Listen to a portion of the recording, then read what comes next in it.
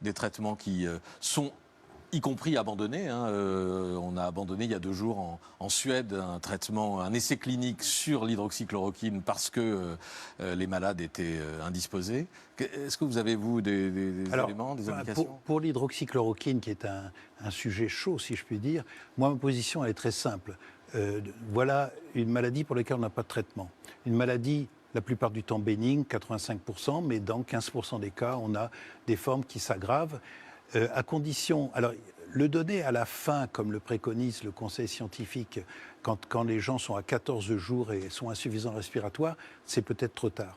En revanche, le donner au début, si c'est un virus qui, in vitro, est stoppé par la chloroquine, parce que la chloroquine s'accumule dans les cellules. Si on le donne au début et qu'on diminue la charge virale, ça peut être bénéfique. Alors, pourquoi ne pas tenter, à condition que ce soit en milieu médical, prescrit par un médecin, avec les tests, en particulier cardiaques. Et vraiment, il faut que ce soit accompagné. Sûrement pas en l'achetant sur Internet et en se traitant n'importe comment. En plus, la dose efficace, si elle est efficace, est relativement forte. Alors, laisser en... Elle est très proche de la dose toxique.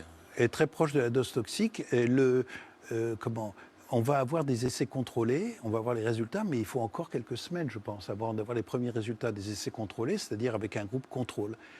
Mais vous voulez qu'on commence à administrer plus tôt la chloroquine aux patients avant d'attendre les premiers résultats, peut-être? Moi, je pense que si j'étais atteint du corona, peut-être que je prendrais de la chloroquine. Je ne devrais pas dire ça, mais prescrit par un médecin qui me suivrait. L'ancien patron de l'Institut Pasteur de Lille, c'est vrai que pour l'instant, on a, à part le professeur Didier Raoult et quelques-uns de ses supporters, on entend peu de médecins... quelques-uns, mais... C'est une approche empirique. C'est-à-dire qu'on n'a rien, il y a un traitement qui peut donner des accidents, mais assez rarement quand même, ce n'est pas très fréquent. Si on le contrôle bien, pourquoi ne pas essayer ? Et Raoult a publié notamment son 2e papier sur 90 patients, il y a une baisse de la charge virale. Bon, ça c'est... Voilà, donc...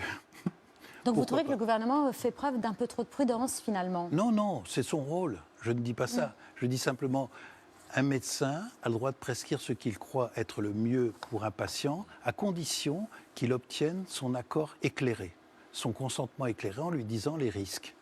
Et si c'est une personne de 80 ans qui commence cette maladie et qu'on l'utilise bien, pourquoi pas? On attend les résultats et on va voir.